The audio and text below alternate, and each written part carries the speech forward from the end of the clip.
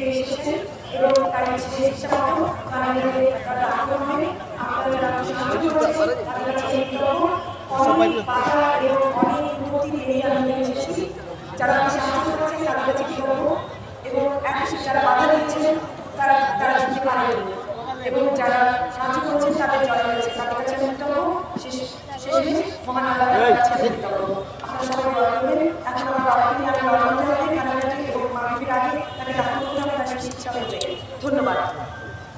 আমাদের সকলের হারিস ভাই অত্যন্ত সৎ এবং পরিচ্ছন্ন মানুষ ছিলেন। উনি দেশপ্রেমিক মানুষ ছিলেন।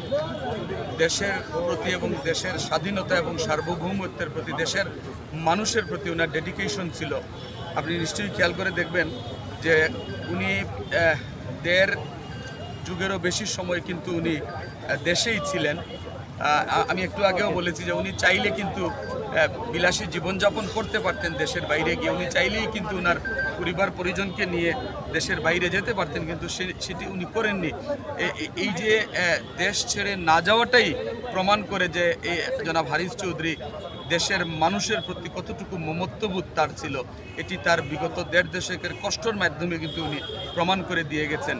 ওনার সেই মৃত্যুকে কিন্তু আমরা খুব স্বাভাবিকভাবে নেইনি, কিন্তু আজকে আমরা কিছুটা হলেও স্বস্তিতে আছি যে ওনার শেষ ইচ্ছা অনুযায়ী ওনার মেয়ের ঐকান্তিক প্রচেষ্টায় আজকে ওনার গ্রামের বাড়িতে ওনার শেষ দাফন কার্যগুলো সম্পন্ন হচ্ছে এবং তার অন্য একটা দৃষ্টিভঙ্গিতে দেখেছে সেই ব্যক্তিটাকে আজকে আমরা দীর্ঘদিন পর আজকে এখানে তার অন্তিম ইচ্ছা ছিল তার জন্মভূমি কানাইঘাটে তাকে সমাহিত করা হবে। অনেক কষ্ট করতে হয়েছে তার মেয়েকে,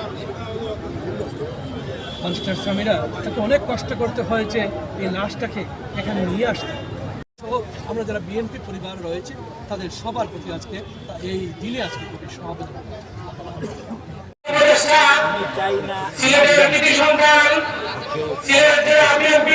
এমনকি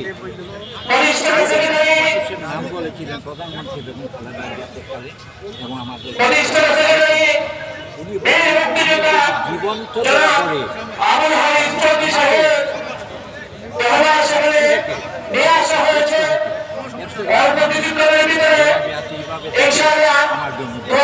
করে এবং ওনার সব সেজন্য আজকে শুধু আমরা এখানে ওনার জন্য দোয়া করব এবং এই দোয়া শেষে ওনার গ্রামের বাড়িতে আমরা আরেকজন নিয়ে যাবো ইনশাআল্লাহ। বাধা ওইখানে ওনার গ্রামের নিজ বাড়িতে দাফন সম্পন্ন হবে ইনশাআল্লাহ। প্রথম যেটা ছিল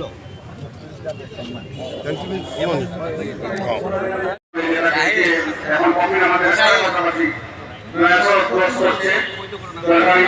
তখন এই আবুল হারিস চৌধুরী দেশ ছেড়ে যান নাই। গত করোনার সময় তার মৃত্যুবরণ হয়েছিল, কিন্তু এই ফ্যাসিস্ট হাসিনার কারণে তার দাফন তার পৈতৃক ভূমি সিলেটে কিংবা কানাইঘাটে গিয়ে দাফন সম্পন্ন করা সম্ভব হয় নাই। আল্লাহ মহান, আল্লাহ রাহিমুন, আল্লাহ রাহিমুন, আল্লাহ। বিসমিল্লাহির রহমানির রহিম। লাউ আনজালনা হাযাল কুরআন আলা জাবালিন লারাআইতাহু খাশি'আন মুতাসাদ্দি'আন মিন খাশিয়াতিল্লাহ ওয়া وعلى آله وأصحابه وسلم. صلى الله على سيدنا مولانا لا إله إلا الله محمد رسول الله. لا إله إلا الله محمد رسول الله.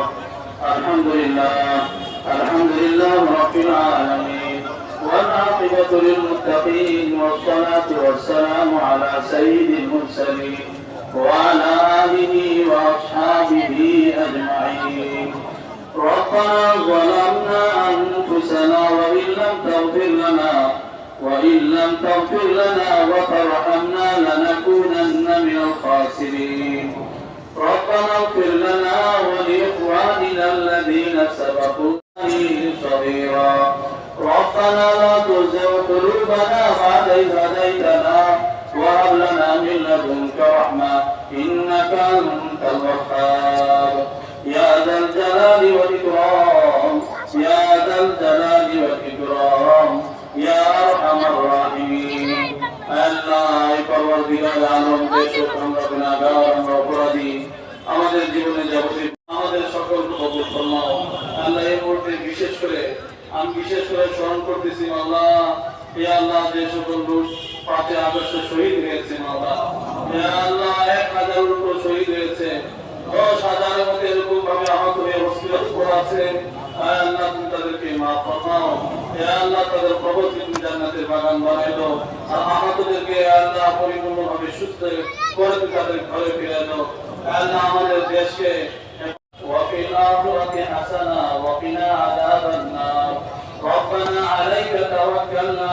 وإليك أنبنا وإليك المصير ربنا تقبل منا إنك أنت السميع العليم وتب علينا إنك أنت التواب الرحيم وصلى الله تعالى على خير خلق محمد وعلى آله وأصحابه أجمعين آمين برحمتك يا أرحم الراحمين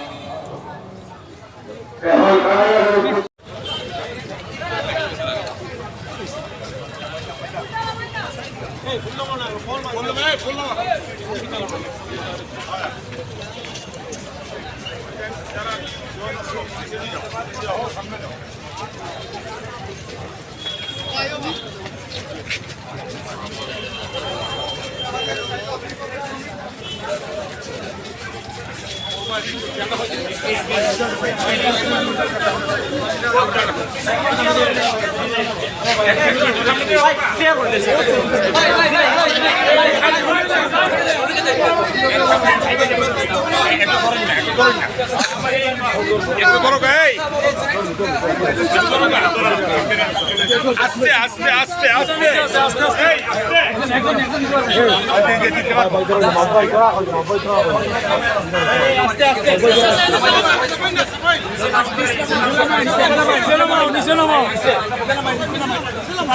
আস্তে টাকা দিন আতরে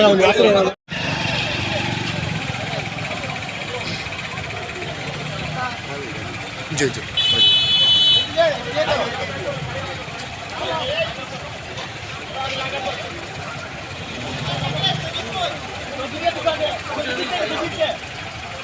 বড় ভাই একটু সাইড